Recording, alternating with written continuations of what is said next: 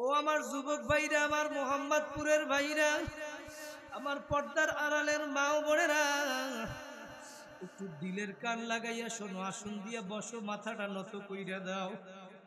কয়দিন দুনিয়ায় বাঁচবাই? তোমার ঢাকার গাড়ি পড়িয়া থাকবে, বাড়ি পড়িয়া থাকবে। আল্লাহু আকবার। দৈনিক শত শত লাশ ঢাকা থেকে গ্রামের বাড়ি নিয়ে যায়। একবার যে চলিয়া যায় আর কোনো দিন আসবে না। বাইরে পুরুষদেরকে 3টা কাপড় পরাইয়া, মহিলাদেরকে 5খান কাপড়ের প্যাকেট বানাইয়া ওই গ্রামের বাড়ি নিয়ে কবরের ভিতরে ফালাইয়া রাখবে। কই এখন তুমি তাকাইয়া দেখো, ঢাকার গাড়ি পড়িয়া রইছে, বাড়ি পড়িয়া রইছে, ওই তোমার জায়গা জমি পড়িয়া রইল। কই তুমি যাদের জন্য মাথার গাম পায়ে ফালাইয়া সম্পদ গুছাইলা, আজকে বিল্ডিং করলা, ওই বিল্ডিং এর ভিতরেও তোমাকে থাকতে দিবে না। 3খান 5খান সাদা কাপড়ের প্যাকেট বানাইয়া ওই বাড়ির ভিতরে নিয়ে উঠানের ভিতরে ফেলাইয়া রাখবে। ওই এখন তুমি তাকাইয়া দেখো, কবি বলছে রুহু তংসে উর্গাই মুর্দা কি হালা কিয়া হুই। তোমার রুহু বের হইয়া গেছে। কই এখন তাকাইয়া দেখো, লাশটা পইড়া রইছে। তোমার আব্বা, আল্লাহু আকবার, তোমার বাচ্চারা আইসা তোমার বুকের উপরে আসার পাসার খাইবে, ডাক দিয়া বলবে বাবা বাবা। কই জব তো আর দিবানা। ও ভাইরা, কোন দুনিয়ার পাগল হইলে? কার জন্য পাগল হইছো? পাগল হইলে আমার নবীর জন্য পাগল হও। কারণ আমার নবী তোমাকে আমাকে মৃত্যুর সময়ও বলে না। আমার নবীর যখন ইন্তেকাল হবে, ফাতেমা রাদিয়াল্লাহু তাআলা আনহা বলতেছে, আব্বা জান দরজার সামনে কে জানো? কার এত বড় সাহস? আমি বলার পরেও তারপরে বলে আপনার সাথে সাক্ষাৎ করবে। আল্লাহ রাসূল ডাক দিয়া বলে, ফাতেমা, দরজার সামনে যে আসছে দুনিয়ার আর কেউ না, দুনিয়ার আর কেউ না, সে হইল মালাকুল মউত আজরাইল। ফাতেমা রাদিয়াল্লাহু তাআলা আনহা এখন আরো কান্না করে। কারণ ভাইরা, আল্লাহর নবী বলছে মেয়েরা বাবাকে একটু বেশি মুহাব্বত করে, আর বাবারাও মেয়েকে বেশি মুহাব্বত করে। ভাইরা, আমার একটা ছোট্ট মেয়ে আছে, যখন বাসা থেকে আসি কান্না করে, ওর কারণে আমি আসতেই পারি না। ভাইরা, মেয়েরা বাবার জন্য বেশি কান্না করে। ফাতেমা রাদিয়াল্লাহু তাআলা আনহা আরো জোরে জোরে কান্না করে, ডাক দিয়া বলে, বাবা, মালাকুল মউত দরজায় আসছে, কাকে নেওয়ার জন্য? আপনাকে নাকি আমাকে? আল্লাহ রাসূল ডাক দিয়া বলে, ফাতেমা, মালাকুল মউত আসছে আমাকে নেওয়ার জন্য। ফাতেমা রাদিয়াল্লাহু তাআলা আনহা এখন আরো জোরে কান্না করে। আল্লাহ রাসূল ডাক দিয়ে বলে, ফাতেমা, কান্না করিও না, 6 মাস পরে তোমার সাথে আমার সাক্ষাৎ হবে। জোরে বলেন আল্লাহু আকবার। ফাতেমা রাদিয়াল্লাহু তাআলা আনহা এখন বুঝতে বাকি নাই, আল্লাহর রাসূল এখন দুনিয়া থেকে বিদায় হয়ে যাবে। ফাতেমা ডাক দিয়ে বলে, বাবা, আপনাকে নিয়ে গেলে আমি ফাতেমা কেমনে থাকবো? বাইরে একটু দিলের কান লাগাইয়া শোনো, যখন আল্লাহর রাসূলের বুকের উপরে জান কবজ করার জন্য মালাকুল মউত হাত রাখবে, আমার রাসূল ডাক দিয়া বলে, আজরাইল রে, আমার বুকের উপরে তুমি হাত রাখছো, আমার এমন কষ্ট হইতেছে, মনে হয় আসমান জমিন ভাঙ্গা আমার বুকের উপরে পড়ছে। ওই নবী ইন্তেকালের সময় তোমাকে আমাকে বলে না, কাকে বইলা রইলা? আল্লাহু আকবার। আমার নবী তখন মালাকুল মউতকে ডাক দিয়ে বলে, আজরাইল, আমার উম্মতের ইন্তেকালের সময় কি এইরকম কষ্ট দিবা? আমার উম্মতকে কষ্ট দেওয়ার দরকার নাই, নাই, নাই। কষ্ট যেহেতু আমাকে এখন দিতে আসো, আমার সব উম্মতের কষ্ট আমি নবীকে এখন দিয়া দাও। ভাইরা জোরে বলেন আল্লাহু আকবার। ওই নবী মৃত্যুর সময় তোমাকে আমাকে বলে নাই, আজকে কাকে ভইরা লইলা, কোন দুনিয়ার পাগল হইলা, কার মায়ায় পয়লা, কার জন্য গুনাহ করো, কোন দলের জন্য পাগল হইলা বাইরা। দুনিয়া থেকে বিদায় হওয়ার পরে আর তোমার আর কেউ আপন থাকবে না। কথা বলেন ঠিক না বেটি? বাইরা দুনিয়ার ভিতরে নেক কাজ করিয়া আমার মাওলাকে কবরে নিয়া কারা কারা যাইবেন, আর একবার জোরে হাত জাগাই একটা আল্লাহ বলিয়া ডাক দেন, আরো জোরে আল্লাহ। আমার মাওলা বলে, বান্দা বান্দি তুই যখন জমিনে বইসা আমাকে ডাক দিবি আল্লাহ, তুই ডাক দিবি একবার, আমি তোর ডাকে সাড়া দিব ৭০ বার। আমার মাওলা বলেন, উদউনি আস্তাজিব লাকুম, তুই আমাকে ডাকতে দেরি, আমি তোমার ডাকে সাড়া দিতে দেরি করব না। ভাইরা তাহলে নেক কাজ করিয়া কবরে যাওয়া লাগবে নাকি লাগবে না? নেক কাজের ভিতরে নামাজ আছে না নাই? সাহাবায়ে কেরাম যারা দুনিয়ার ভিতরে জান্নাতের সার্টিফিকেট পাইল, আল্লাহু আকবার, আবু বকর, ওমর, ওসমান, আলী, তালহা, জুবাইর, আব্দুর রহমান ইবনে আউফ, সাদ ইবনে আবি ওয়াক্কাস, সাইদ ইবনে যায়েদ, আবু উবাইদা ইবনুল জাররাহ রাদিয়াল্লাহু তাআলা আনহুমা, জোরে বলেন সুবহানাল্লাহ। এই ১০ জন ব্যক্তি দুনিয়ার ভিতরে জান্নাতের সার্টিফিকেট পাইছে, তারপরেও কিন্তু নেক ছাড়ে নাই। ছাড়ছে? আবু বকর রাদিয়াল্লাহু তাআলা আনহু ১ নম্বরে জান্নাতের সার্টিফিকেট পাইছে, তারপরেও মসজিদে নববীর ভিতরে দাঁড়াইয়া রাতে নামাজ পড়ে আর কোরআন তেলাওয়াত করে। আল্লাহ রাসূল হুজরার ভিতরে বসে শুনতেছে, কে জানি মসজিদের ভিতরে কান্না করে। আল্লাহ রাসূল গিয়া দেখে দুনিয়ার আর কেউ না, আবু বকর নামাজ পড়ে আর কোরআন তেলাওয়াত করে, কান্না করে। জোরে বলেন সুবহানাল্লাহ। আল্লাহ রাসূল নামাজ শেষে ডাক দিয়ে বলে, আবু বকর, আপনি নামাজের ভিতরে কেন কান্না করেন? আবু বকর ডাক দিয়ে বলে, ও নবী, আমার মাওলা বলছেন, আমতাজুল ইয়াউমা আইয়ুহাল মুজরিমুন, আমার মাওলা কিয়ামতের দিন ঘোষণা করবে, হে নাফরমানেরা আলাদা হইয়া যাও, আমার এই বান্দা বান্দি নেককার বান্দা বান্দিদের থেকে তোমরা আলাদা হইয়া যাও। আবু বকর ডাক দিয়ে বলে, ও নবী, আমি যদি ওই নাফরমানের কাতারে পড়িয়া যাই, দুনিয়ার ভিতরে ১ নম্বরে জান্নাতের সার্টিফিকেট পাইল। আল্লাহ রাসূল ডাক দিয়ে বলে, আবু বকর, আপনি কেন কান্না করেন? আপনি তো দুনিয়ার ভিতরে জান্নাতের সার্টিফিকেট পাইছেন। বাইরে সেই আবু বকর রাদিয়াল্লাহু তাআলা আনহু কেমন ছিল? দুনিয়ার ভিতরে যখন কোনো বান্দা বান্দি আমার মাওলার ইবাদত করতে করতে একটা সময় আমার মাওলার সাথে এমন সম্পর্ক হইয়া যায়, ওই বান্দা বান্দিটা একটা ফেরেশতার চেয়েও উত্তম হইয়া যায়। কথা বলেন ঠিক না বেটি? জিবরাইল আলাইহিস সালাম একবার আয়েশা আল্লাহর রাসূলের কাছে বলতেছি, ইয়া রাসূলুল্লাহ, আমি তো, আমার তো কত শক্তি, আমি আপনার কাছে এত দ্রুত আসি আবার যাই, ফেরেশতাদের ভিতরে তো আমি অনেক শক্তিশালী ফেরেশতা, কি ঠিক না? তো আল্লাহর রাসূলকে জিবরাইল আলাইহিস সালাম বলতেছি, ইয়া রাসূলুল্লাহ, আমি একটু আপনার সাথে আমার শক্তি পরীক্ষা করতে চাই। বলেন আল্লাহু আকবার। পিছনে এরা কোনো কথাই কয় না, জোরে বলেন আল্লাহু আকবার। আসেন না ঘুমান, জোরে হাত জাগিয়ে একটা আল্লাহ বলিয়ে ডাক দেন। আমাদের সবাইকে কবুল করুক, বলেন আল্লাহুম্মা আমিন। আল্লাহ রাসূল কইতেছে, জিবরাইল, তুমি আমার সাথে শক্তি পরীক্ষা করবা, তোমার থেকে তো আমার একটা উম্মতের শক্তি বেশি। জোরে বলেন সুবহানাল্লাহ। তো জিবরাইল আলাইহিস সালাম এখন চিন্তা করতেছে যে আমার থেকে উম্মতের শক্তি বেশি, তাহলে আমার দেখতে হইবে ওই উম্মতটাকে। একটু খেয়াল করেন, জিবরাইল কি বলছে, যে আমার থেকে আবার আপনার উম্মতের শক্তি যদি বেশি হয়, তাহলে আমি একটু দেখতে চাই ওই ব্যক্তিটা কি। আল্লাহ রাসূল বলতেছে, জিবরাইল, তুমি যদি দেখতেই চাও, তাহলে আগামীকালকে আসরের নামাজের সময় মসজিদে নববীর দরজায় যাই দাঁড়াবা, দেখবা যে ব্যক্তি সর্বপ্রথম মসজিদে ঢুকবে এবং সর্বশেষ বাহির হয়ে যাবে, মনে করবা সেই ব্যক্তি তোমার থেকে উত্তম এবং ক্ষমতাশীল ব্যক্তি। জোরে বলে সুবহানাল্লাহ।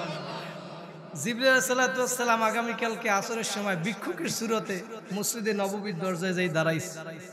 দাঁড়াইয়ে দেখতেছে যে সর্বপ্রথম যে ব্যক্তি মসজিদে ঢুকতেছে সে দুনিয়ার আর কেউ না, হযরত আবু বকর সিদ্দিক রাদিয়াল্লাহু তাআলা আনহু। জোরে বলেন সুবহানাল্লাহ।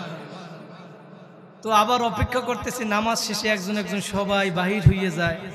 এখন দেখে সর্বশেষ যে বাহির হইতেছে সে হইল হযরত আবু বকর সিদ্দিক রাদিয়াল্লাহু তাআলা আনহু। জোরে বলেন সুবহানাল্লাহ। জিবরাইলের এখন আর বুঝতে বাকি নাই, এখন ডাক দিয়ে আবু বকরকে পরীক্ষা করার জন্য বলতেছে, আবু বকর আমি আপনাকে একটা প্রশ্ন করতে চাই। বলে কি প্রশ্ন?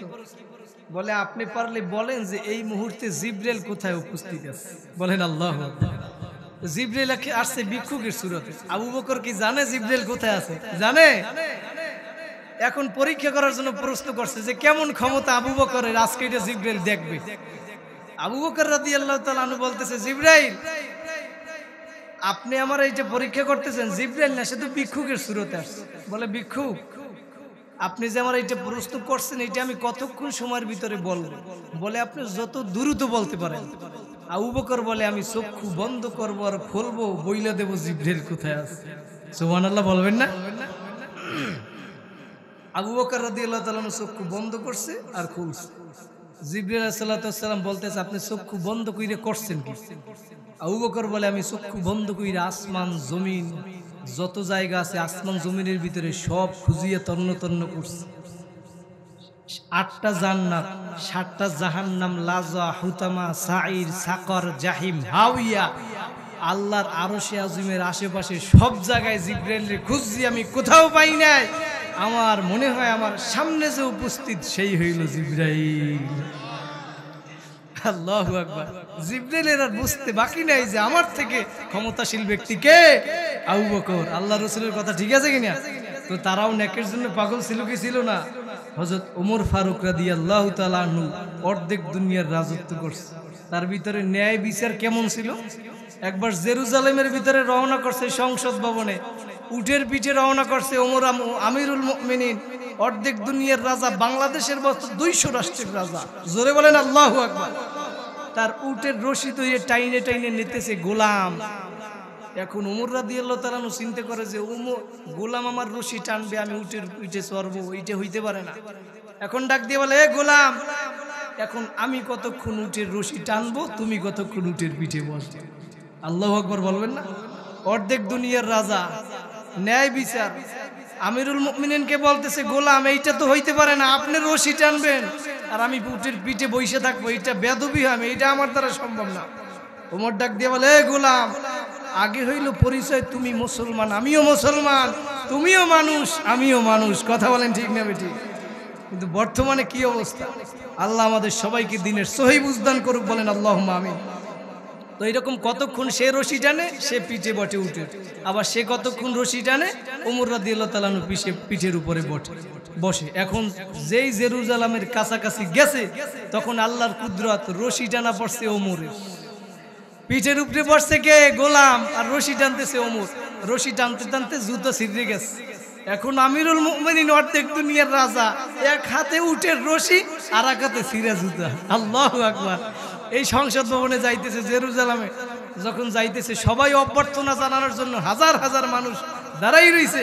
যে ওইখানে গেছে তখন অভ্যর্থনা জানানোর জন্য সবাই সামনে আগাই গেছে। তখন উটের পিঠ থেকে ডাক দিয়ে গোলাম বলতেছে, হে আমি কিন্তু আমিরুল মুমিনিন না, আমিরুল মুমিনিন রশি টানে। আল্লাহু আকবার। এই কথা বলার সঙ্গে হাজার হাজার কাফের সব মুসলমান হয়ে গেছে। আল্লাহু আকবার। তো আমাদের ভিতরে ন্যায় বিচার নাই, ন্যায় বিচার আমাদের ভিতরে আল্লাহ পাক যেন প্রতিষ্ঠা করার ব্যবস্থা করিয়ে দেয়, বলেন আল্লাহুম্মা আমিন। তো সেই ওমর রাদিয়াল্লাহু তাআলা আনহু, যেটা আমি বুঝাতে চাইছি, তারা দুনিয়ার ভিতরে জান্নাতের সার্টিফিকেট যে পাইছে 2 নম্বরে হইল কে? ওমর। কে? আল্লাহর রাসূল বলছে ওমরের সাথে আমার বাদিয়াতের সম্পর্ক আর আবু বকরের সাথে মাইয়াতের সম্পর্ক, অর্থাৎ আমার পরে যদি কোনো নবী হইতো সেইটা হইতো ওমর, আর আমার জমানায় আমি নবী না হইয়া যদি অন্য কেউ হইতো সেইটা হইতো আবু বকর। জোরে বলেন আল্লাহু আকবার। তো ওমর রাদিয়াল্লাহু তাআলা একবার নামাজ আদায় করে, যখন সে ইন্তেকাল হয়, যেটা বুঝাতে চাই আমি নামাজের গুরুত্ব। ওমর রাদিয়াল্লাহু তাআলা নামাজের ভিতরে দাঁড়াইয়ে গেছে, মেহরাবের ওইখানে আগে থেকেই পালাইয়েছিল আবু লুকলু নামক ব্যক্তি, ছুরি দিয়ে নামাজের ভিতরে এইখানে আঘাত করছে। আঘাত করার পরে রক্তে ভাইসে যাইতেছে, তখন ওমর রাদিয়াল্লাহু তাআলা নামাজ ছাড়ে নাই। তার পিছনেই ছিল আব্দুর রহমান ইবনে আউফ। আব্দুর রহমান ইবকে টান দিয়া সামনে দিয়া ওমর রাদিয়াল্লাহু তাআলা পাশে গিয়া বসছে, দাঁড়াইয়া থাকতে পারে না, রক্তে সব ভাইসা যাইতেছিল। তখন ওমর রাদিয়াল্লাহু তাআলা দেখে যে মানুষ নামাজ ছাইরা তাকে ধরবে, সাহাবীরা এই অবস্থা। তখন ওমর রাদিয়াল্লাহু তাআলা ডাক দিয়া বলে, ও আব্দুর রহমান, তুমি আমাকে নামাজ শেষ করো, তারপরে আমাকে ধরতে আইসো। আগে নামাজ শেষ করবা, এর ভিতরে যদি আমার জীবন চলিয়া যায় তারপরেও আমাকে ধরতে আসা লাগবে না। ভাইরা, তারা দুনিয়ার ভিতরে জান্নাতে সার্টিফিকেট পাওয়ার পরেও নেক কাজের জন্য পাগল ছিল কি ছিল না? আমাদেরকেও নেক কাজ করা লাগবে নাকি লাগবে না? কারা কারা নেক কাজ করিয়া জান্নাতে যাইতে চান? জোরে হাত জাগাইয়া একটা আল্লাহ বলিয়া ডাক দেন। আমার মাওলা বলে, যারা নেক কাজ করিয়া কবরে আসবা, নবী বলেন আল কবরু রাউযাতুম মির রিয়াজিল জান্নাহ, তার জন্য কবরটা একটা জান্নাতের বাগান হইয়া যাবে। জোরে বলেন সুবহানাল্লাহ।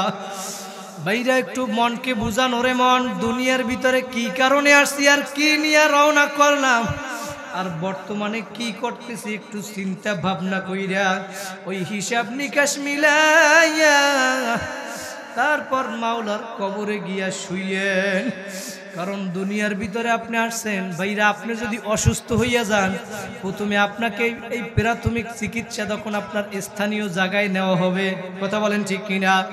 যদি আপনি সেইখানে সুস্থ না হন, ডাক্তাররা পরীক্ষা নিরীক্ষা করিয়া দেখবে তোমাকে এইখানে চিকিৎসা হবে না, ঢাকা নিয়ে যাওয়া লাগবে। যখন আপনাকে ঢাকা নিয়ে আসবে, ঢাকার ডাক্তাররা আপনাকে পরীক্ষা নিরীক্ষা কইরা বলবে তোমার এখানে হবে না, বাংলাদেশে তোমার চিকিৎসা হবে না, বিদেশে যাওয়া লাগবে। বলে কি বলে না? তখন একটা পর্যায়ে আপনি বিদেশে যাওয়ার জন্য সম্পদ বিক্রি কইরা, ঘর বাড়ি বিক্রি কইরা, জায়গা জমি বিক্রি কইরা নিঃস্ব হইয়া তারপরে বিদেশে যান ডাক্তার দেখানোর জন্য। কথা বলেন ঠিক না বেঠিক? কিন্তু যতই ডাক্তার কবিরাজ দেখাও না কেন, যেদিন তোমার বাড়ির দরজায় আজরাইল সালাতু ওয়াস সালাম সিটি বাজাইয়া বসবে, ওই দিন যত ডাক্তার কবিরাজ ডাকো না কেন, যত ইনজেকশন পুশ করো না কেন, ওই দিন আর কোনো রাখার কোনো সুযোগ নাই। দুনিয়ায় আসছো একদিন, মৃত্যু কিন্তু একদিন হওয়াই লাগবে। ভাইরা, এই জন্য দুনিয়ার ভিতরে তোমার কলবকে যদি তুমি সুস্থ কলব না বানাইয়া যদি কবরে যাও, আমার মাওলা বলেন ইল্লা মান আতাল্লাহা বিকলবিন সালিম, সুস্থ কলব না নিয়া আমি মাওলার দরবারে আসবা না। ওয়ালা তামুতুন্না ইল্লা ওয়া আনতুম মুসলিমুন, মুসলমান না হইয়া কিন্তু কেউ কবরে আইসো না। আমার মাওলা ডাক দিয়া বলে, বান্দা বান্দিরা, সুস্থ কলব না নিয়ে আমি মাওলার দরবারে আসবা না। অসুস্থ কলব নিয়ে যদি কবরে গিয়া বস, আমার মাওলা তোমার ওই অসুস্থ কলবকে সুস্থ করার জন্য বানাইয়া রাখছে হসপিটাল জাহান্নাম। আমার মাওলা বলেন মিন ওয়ারাইহিম জাহান্নাম, ওই অসুস্থ কলব নিয়ে যদি কবরে আসো, তোমার কবরে চতুর্দিকে আগুন আর আগুন। ওই কবরে মা নাই, ভাই নাই, বন্ধু নাই, আত্মীয় স্বজন কেউ নাই। ওই কবরে আমার আল্লাহ ছাড়া কেউ আপন হবে না। কথা বলেন ঠিক না বেঠিক? বাইরে যেন কলবকে সুস্থ কইরা যাওয়া লাগবে, অসুস্থ কলব নিয়ে মাওলার দরবারে যাওয়া যাবে না। এই জন্য কলবকে সুস্থ কিভাবে বানাবেন? দুনিয়ার ভিতরে নেক কাজ করা লাগবে। অকুনু মা সাদিকিন, সাদিকিন বান্দাদের সাথী হইয়া যাওয়া লাগবে। ভাইয়া নেককার বান্দাবান্দির সঙ্গী হওয়া লাগবে। দুনিয়ার ভিতরে নেক আমল কইরা যদি কবরে যাইতে পারেন, আমার নবী বলেন আল কবরু রাউযাতুম মির রিয়াজিল জান্নাহ, তোমার আমার কবরটা একটা জান্নাতের বাগান হইয়া যাবে। ভাইরা কোন নবীরে ভুইলা রইলা? দুনিয়ার ভিতরে নেক কাজ করিয়া নামাজ পড়িয়া আমার মাওলাকে রাজি খুশি করিয়া কারা কারা কবরে যাইবেন? জোরে হাত জাগাইয়া একবার আল্লাহ বলিয়া ডাক দেন। ভাইরা দুনিয়ার জমিনে যদি আপনি নামাজ পড়েন, আমার রাসূল বলেন আউয়ালু মা ইউহাসাবু বিহিল আবদু ইয়াউমাল কিয়ামাতিস সালাহ। দুনিয়ার ভিতরে যদি আপনি নামাজের মতো নামাজ পড়েন, আল্লাহু আকবার, নবী বলছেন কিয়ামতের ময়দানে সর্বপ্রথম হিসাব নেওয়া হবে নামাজের। কিসের হিসাব নেওয়া হবে? নামাজের। আমার মাওলা বলেন ইন্নাস সালাতা তানহা আনিল ফাহশাই ওয়াল মুনকার। আল্লাহু আকবার, দুনিয়ার ভিতরে নামাজের মতো যদি আপনি নামাজ পড়তে পারেন, তাহলে ওই নামাজ আপনাকে খারাপ কাজ থেকে ফিরাইয়া রাখবে। ভাইরা তাহলে নামাজ পড়া লাগবে নাকি লাগবে না? নবীর সুন্নাত অনুযায়ী চলা লাগবে নাকি লাগবে না? নেক কাজের ভিতরে নবীর সুন্নাত আছে না নাই? জোরে বলেন আছে না নাই? ভাইরা আমার মাওলা বলেন কুল ইন কুনতুম তুহিব্বুনাল্লাহ ফাত্তাবিউনি ইউহিব্বুকুমুল্লাহ। ও বান্দা বান্দিরা, দুনিয়ার ভিতরে যদি আমাকে পাইতে চাও, আমার মাওলা বলেন হে নবী আপনি দুনিয়ার মানুষদেরকে জানাইয়া দেন, তোমরা যদি আমি মাওলাকে পাইতে চাও, আমি মাওলাকে ভালোবাসতে চাও, তাহলে ফাত্তাবিউনি, আমার নবীর অনুসরণ করো। আর আমার নবীর অনুসরণ কেমনে করবা? আমার নবী বলেন মান আহাব্বা সুন্নতি ফাকাদ আহাব্বানি ওমান আহাব্বানি কানা মাই ফিল জান্নাহ। যারা আমার সুন্নতকে মোহাব্বত করবা, তারা যেন আমি নবীকেই মোহাব্বত করলা। জোরে বলেন সুবহানাল্লাহ। আর যারা আমি নবীকে মোহাব্বত করবা, তারা আমি নবীর সাথে জান্নাতে থাকতে পারবা। নবীর সাথে জান্নাতে কারা কারা থাকতে চান? জোরে হাত জাগাইয়া আল্লাহ বলিয়া ডাক দেন। আল্লাহ পাক আমাদের সবাইকে কবুল করুক, বলেন আল্লাহুম্মা আমিন। বাইরে যদি নবীর সুন্নত অনুযায়ী চলতে পারেন, নবীর সুন্নতের ভিতরে দাড়ি আছে না নাই? এই টুপি আছে না নাই? লম্বা জামা আছে না নাই? মেসওয়াক আছে না নাই? প্রত্যেকটা জিনিসের ভিতরে নবীর সুন্নত আছে না নাই? জোরে বলেন আছে না নাই? যদি সুন্নত অনুযায়ী চলতে পারেন, আমার রাসূল বলেন মান তামাসসাকা বিসুন্নতি ইনদা ফাসাদি উম্মতি ফালাহু আজরু মিআতি শাহীদ। যারা আমার একটা সুন্নতকে দৃঢ়ভাবে আঁকড়াইয়া ধরতে পারবা, তাদেরকে আমার মাওলা 100 শহীদের সওয়াব দিয়ে দিবে। ভাইরা নবীর সুন্নত দাড়ি মোবারক আছে নাকি নাই? আল্লাহু আকবার, আল্লাহু আকবার। ভাইরা হাকিমুল উম্মত শাহ ওলিউল্লাহ মুহাদ্দিস দেহলভী রহমাতুল্লাহি আলাইহি একবার এশারের নামাজ পড়ে ঘুমাইয়া গেছে। আল্লাহর ওলি মানুষ ছিল, ঘুমের ভিতরে আল্লাহর নবীর সাথে সাক্ষাৎ হইয়া গেছে। সুবহানাল্লাহ। আল্লাহর নবী এখন ডাক দিয়া বলতেছে স্বপ্নের ভিতরে, শাহ ওলিউল্লাহ তোমার সাথে আমার অনেক দিন সাক্ষাৎ হয় না, আজকে অনেক দিন পরে তোমার সাথে আমার সাক্ষাৎ হইল, আমি তোমাকে কিছু হাদিয়া দিতে চাই। শাহ ওলিউল্লাহ মুহাদ্দিস দেহলভী রহমাতুল্লাহি আলাইহি স্বপ্নের ভিতরে দেখতেছে আল্লাহর রাসূল দাড়ি মোবারক খিলাল করতেছে। আমরা করি না? দাড়ি মোবারক খিলাল করতেছে। আল্লাহর রাসূল এই খিলাল করার কারণে 2টা অথবা 3টা দাড়ি আল্লাহর রাসূলের হাতের ভিতরে ছিঁড়িয়ে আসছে। সুবহানাল্লাহ। আল্লাহর রাসূল ওই 3টা দাড়ি অথবা 2টা দাড়ি শাহ ওলিউল্লাহ মুহাদ্দিস দেহলভী রহমাতুল্লাহি আলাইহি এর ঘুমের ভিতরে তার হাতের ভিতরে হাদিয়া দিয়ে দিছে। সুবহানাল্লাহ। শাহ ওলিউল্লাহ মুহাদ্দিস দেহলভী রহমাতুল্লাহি আলাইহি যখন সকালবেলা উঠলো, বাতি জ্বালাইলো, জ্বালাইয়া দেখে স্বপ্নের ভিতরে যেই নবী যেই দাড়ি তার হাতের ভিতরে দিছিল সেই হাত দাড়ি তার হাতের ভিতরে। সুবহানাল্লাহ। শাহ ওলিউল্লাহ মুহাদ্দিস দেহলভী রহমাতুল্লাহি আলাইহি এখন চুমা খায়, আতর লাগায়, পকেটের ভিতরে খুব যত্ন করিয়া রাখলো। রাইখা ফজরের নামাজ আদায় করিয়া জিকির আজগার কইরা ইশরাকের নামাজ পড়িয়া মাদ্রাসার দিকে রওনা করলো ওই মরুভূমি দিয়া। ওই মরুভূমির ভিতরে উত্তপ্ত গরম, ওই গরমের ভিতর দিয়া যখন হাইটা যাইতেছিল তার পকেটে ছিল নবীর সিরা দাড়ি। আল্লাহু আকবার। নবীর ওই সিরা দাড়ি তার পকেটে থাকার কারণে সে দেখে মেঘ আইসা তাকে ছায়া দিতেছে। শাহ ওলিউল্লাহ মুহাদ্দিস দেহলভী রহমাতুল্লাহি আলাইহি দেখে ওই যে উত্তপ্ত গরম সূর্যের তাপ তার গায়ে লাগে না। তখন শাহ ওলিউল্লাহ মুহাদ্দিস দেহলভী রহমাতুল্লাহি আলাইহি বলছেন, মান আহাব্বা সুন্নতি ফাকাদ আহাব্বানি ওমান আহাব্বানি কানা মাই ফিল জান্নাহ। এই নবীর সুন্নত সেরা দাড়ি আমার পকেটে থাকার কারণে আজকে সূর্যের তাপ আমার গায়ে লাগে না, আজকে মেঘ আইসা আমাকে ছায়া দেয়। আমি শাহ ওলিউল্লাহ আল্লাহর কসম খেয়েও বলতে পারি কিয়ামতের ময়দানে যাদের গালের ভিতরে এই দাড়ি লাগানো থাকবে আমার মাওলা তাদের গায়েও সূর্যের তাপ লাগাইবে না। কারা কারা দাড়ি আর কাটবেন না জোরে হাত জাগাইয়া আল্লাহ বলিয়া ডাক দেন। ভাইরা নিয়াত করিয়া ফেলান, আমার মাওলা কবুল করতে দেরি করবে না। আমি দোয়া করি আল্লাহ পাক আমাদের সবাইকে কবুল করুক, বলেন আল্লাহুম্মা আমিন। ভাইরা নবীর সুন্নত অনুযায়ী চলা লাগবে নাকি লাগবে না? নবীকে ভালোবাসা লাগবে নাকি লাগবে না?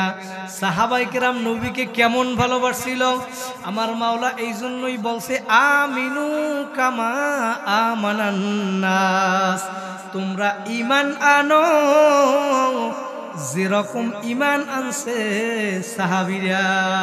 কথা বলেন ঠিক না বেঠিক? সাহাবাদের ঈমান কেমন ছিল? আল্লাহু আকবার।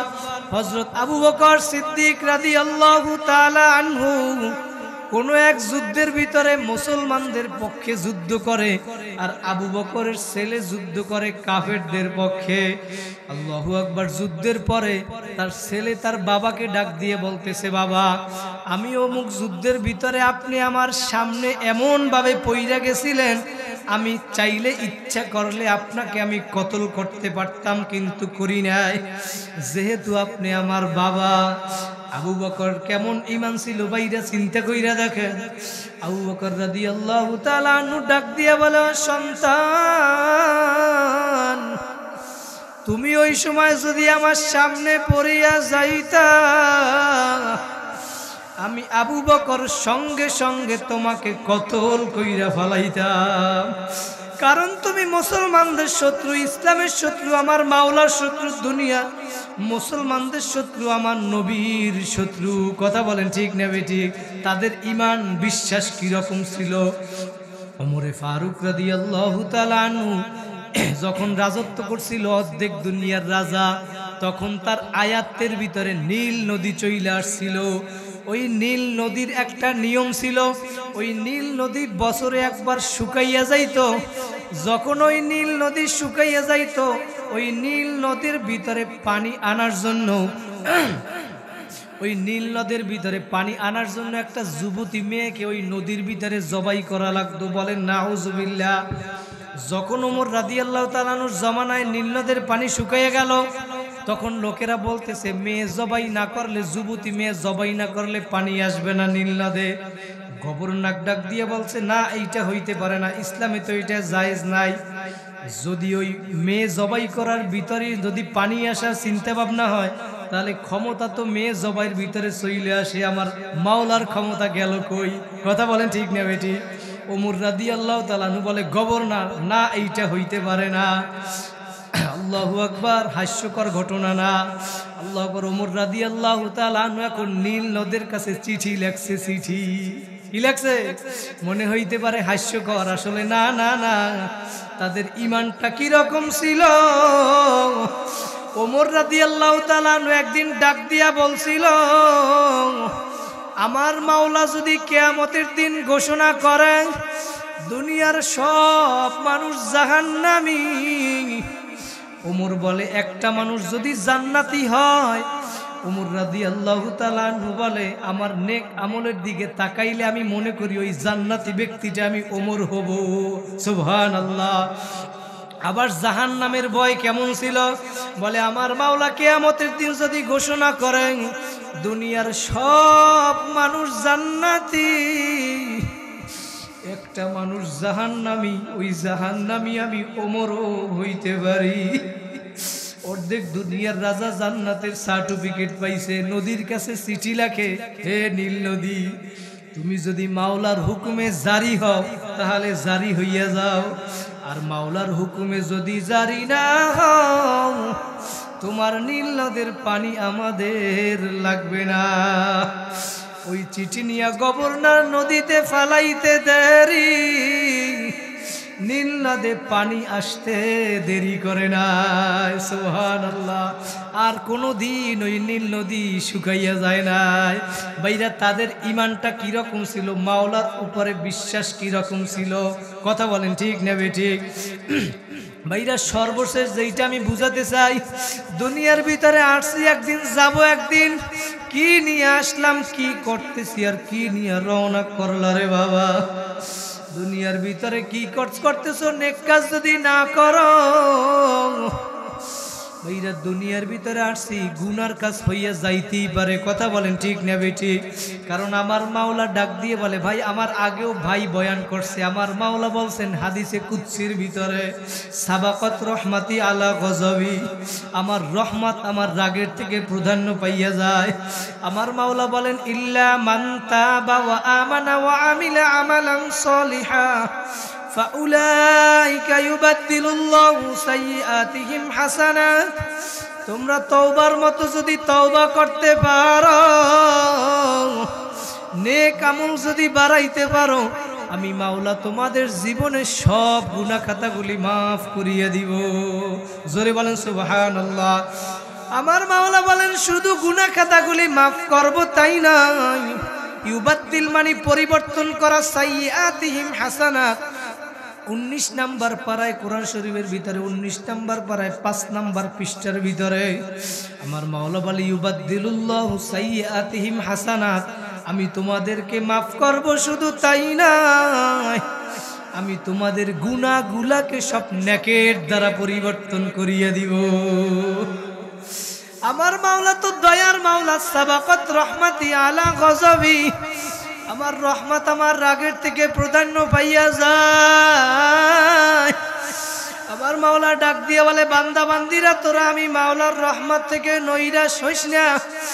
ইয়া ইবাদিয়াল্লাযীনা আসরাফু আলা আনফুসিহিম লা তাকনাতু মির রাহমাতিল্লাহ ইন্নাল্লাহা ইয়াগফিরুয যুনুবা জামিআ ইন্নাহু হুয়াল গফুরুর রহিম। বাজা বাজা হরচে হাস্তি বাজা, গর কাফেরো গিবরু বুত পুরুস্তি বাজা, ইদরগাহে মদরগাহে নাউমিদিনী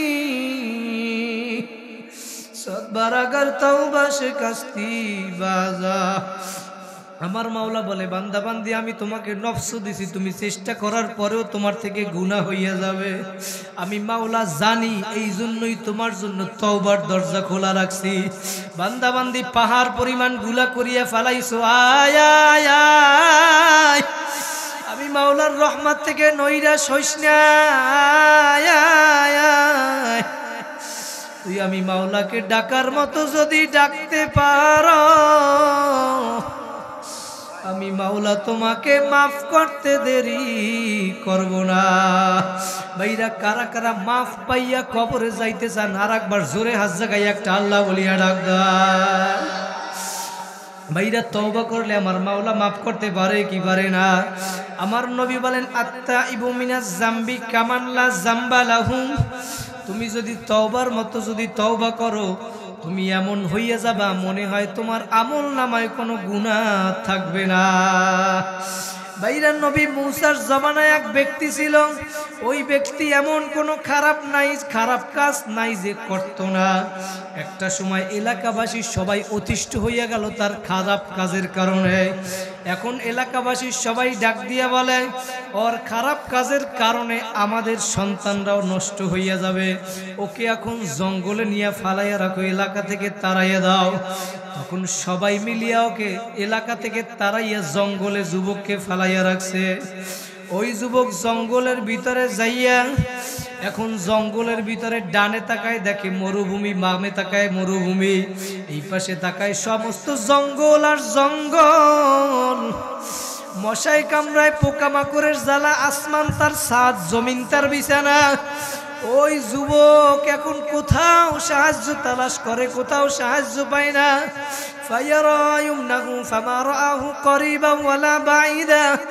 ডানে তাকায় বামে তাকায়, কোথাও সাহায্য পাওয়ার আশা নাই। এক পর্যায়ে ওই যুবক 2 ফোঁটা চোখের পানি দিয়া ফালাইয়া, 2 ফোঁটা চোখের পানি ফালাইয়া ওই যুবক আসমানের দিকে, আমার মাওলার দিকে তাকাইছে।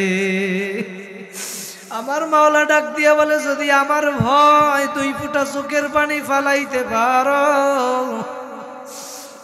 তোমার জায়গা জাহান্নামে হবে না। বাইরে যখন ওই যুবক এরকম কান্নাকাটি করি আমার মাওলার কাছে হাত তুলিয়া ডাক দিয়া বলে, মালিক, দুনিয়ার সব মানুষ আমাকে লাথি মারিয়া জঙ্গলে ফালাইয়া দিল, সব মানুষ আমাকে তাড়াইয়া দিল, তোমার দরবারের ব্যাপারে শুনছি তোমার দরবার নাকি ভাগাইয়া দেওয়ার দরবার না, তাড়াইয়া দেওয়ার দরবার না।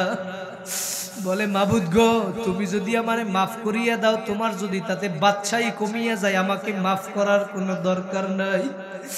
আমাকে আযাব দিলে, কষ্ট দিলে যদি তোমার ক্ষমতা বাড়িয়া যায়, আমাকে আরো আযাব দাও, কোনো দাবি নাই। ওই যুবক ডাক দিয়ে বলে, আর যদি আমার মতো নালায়েককে মাফ করিয়া দিলে যদি তোমার কোনো ক্ষতি না হয়, মাবুদ রে, তুমি আমারে মাফ করিয়া দাও। আল্লাহু আকবার। যুবক এইরকম মাওলাকে ডাকতে ডাকতে ডাকতে ডাকতে ওই জঙ্গলের ভিতরে দুনিয়া থেকে বিদায় হইয়া গেছে। জোরে বলেন আল্লাহু আকবার। ওই নবী মূসার জমানায় আমার মাওলা এখন নবী মূসাকে স্বপ্নে দেখায়, হে নবী মূসা, জঙ্গলে আমার একজন দোস্ত মারা গেছে, যাও জানাজা পড়াইয়া আসো। জোরে বলেন সুবহানাল্লাহ। আমার মাওলা বলতে আছে, নবী মূসা শুধু তাই নয়, তুমি শহরের ভিতরে এলান করিয়ে দাও, ঘোষণা করিয়ে দাও, যারা যারা এই জানাজায় শরীক হবে আমি মাওলা তাদেরকেও মাফ করিয়ে দিব। নবী মূসা শহরের ভিতরে এলান করিয়া দিল, ঘোষণা করিয়া দিল। ঘোষণা দেওয়ার সঙ্গে সঙ্গে সবাই সওয়াব অর্জন করার জন্য, গুনাহ মাফের জন্য জঙ্গলে রওনা করলো। জঙ্গলের ভিতরে যাইতে যাইতে যাইয়া দেখে, এই তো সেই যুবক যারে আমরা শহর থেকে গুনার কারণে লাথি মারিয়া ভাগাইয়া দিছিলাম। এখন ওই মানুষ সবাই মূসাকে ডাক দিয়া বলে, নবী মূসা, আপনি বললেন এই জানাজায় আসলে নাকি আমার মাওলা গুনাহ মাফ করবে, কিন্তু এ তো সেই নাফরমান, এ তো সেই গুনাহগার, এ তো সেই খারাপ লোক, এর জানাজার নামাজ আদায় করলে আমার মাওলা আবার কিভাবে গুনাহ মাফ করবে? আমার নবীও কিছু বলতে পারতেছে না। নবী মূসা এখন, মালিক, তুমি বলছো তোমার দোস্ত আর শহরবাসী সবাই সাক্ষী দিল তোমার দুশমন, আমি তো কিছু বুঝলাম না। আমার মাওলা তখন ডাক দিয়ে বলে, নবী মূসা, আমি বলছি শহরবাসী যা বলছে, আমি বলছি আমার দোস্ত, শহরবাসী সাক্ষী দিল তারা দুশমন, তাদের কথাও সত্য, আমার কথাও সত্য। জোরে বলেন আল্লাহু আকবার।